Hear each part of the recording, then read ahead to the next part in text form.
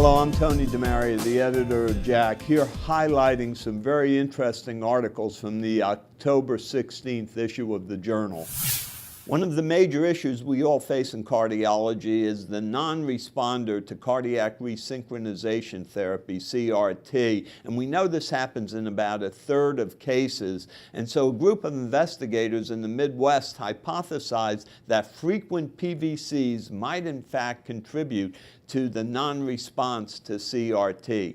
And so from a group of over 1,000 patients, they identified 65 non-responders to CRT who had very, very frequent PVCs. They then undertook to do ablation of the PVCs, which was successful overall in about 90% of cases. And what they observed was that following successful ablation of the PVCs, that there was a dramatic increase in left ventricular volumes, in left ventricular ejection fraction, and in particular left ventricular end systolic volume.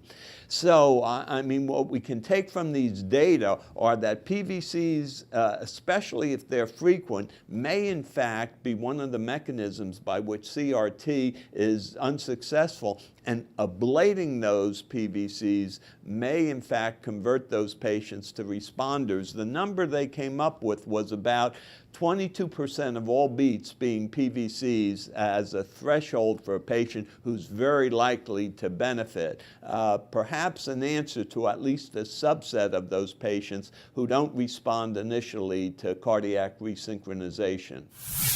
The mechanism of hypertension continues to be elusive, and in an interesting study in JACC, a group of investigators from the Mayo Clinic evaluated the role of natriuretic peptides, BNP, NT-proBNP, and ANP, as possible etiologic agents in hypertension.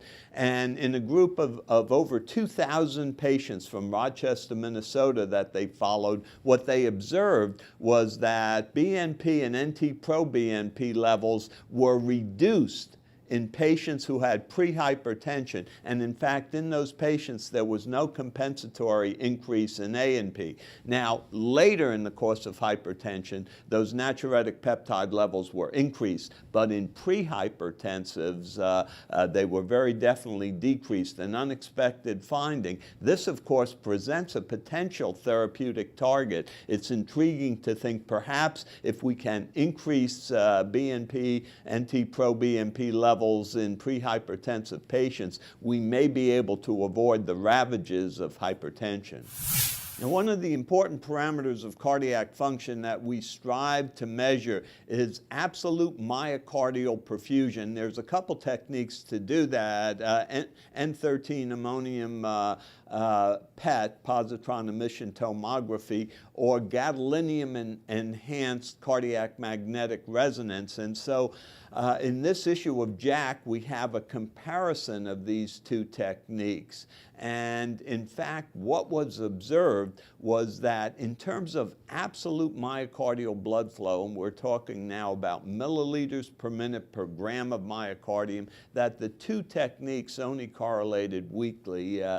Clearly, some technical refinements are required to get better absolute measurements. But what they were very, very good at was identifying coronary artery stenoses. And in doing receiver operator curves, it was identified that the myocardial perfusion reserve as calculated by these two techniques yielded values of about 0.83 for the ROC curve, a very, very respectable value. And in fact, using a cutoff of about 1.4 for myocardial perfusion reserve, values below that had a sensitivity and a specificity in the mid-8 range, 0.8 range, for both techniques, very comparable, very similar. So while it appears that we're still not quite there in terms of the measurement of absolute myocardial perfusion, both techniques are comparable and of value in identifying coronary lesions. I'm pleased to have shared with you some very interesting articles from the October 16th issue of JACC. Thanks for watching.